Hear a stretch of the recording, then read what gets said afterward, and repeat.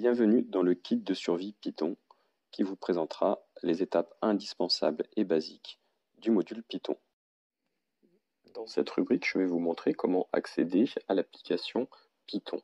Si vous disposez du module Python, il faut aller sur la rubrique Apps, c'est-à-dire touche seconde et touche Résolve.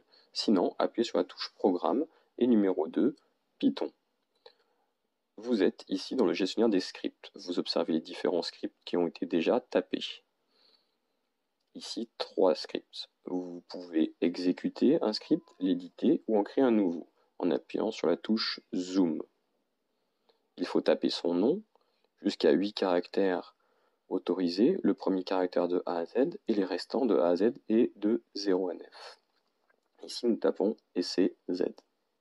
Valider avec Entrée ou avec OK en appuyant sur la touche Graph. Pour taper votre script, vous avez différentes rubriques. La rubrique FNS, qui est très pratique, qui vous permet d'accéder à d'autres rubriques qui sont en haut.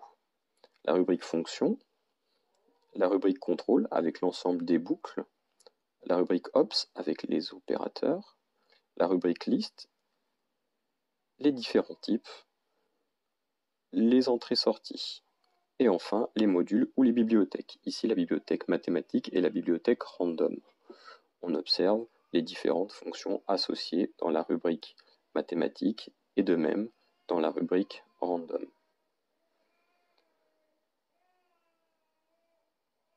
Retournons au script.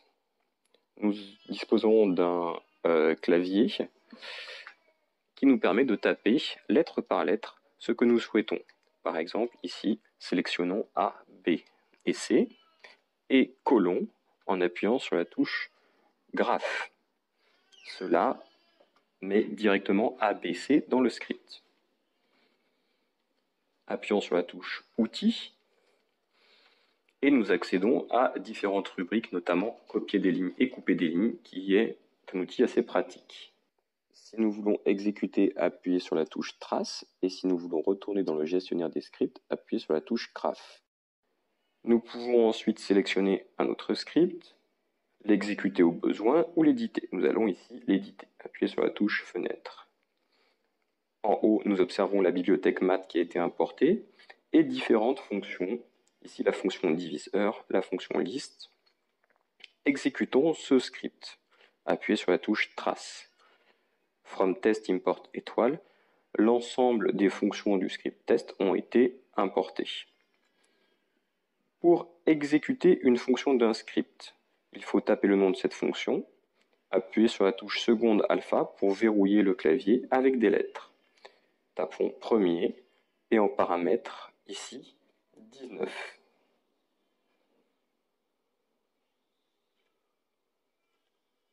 Appuyez sur Entrée.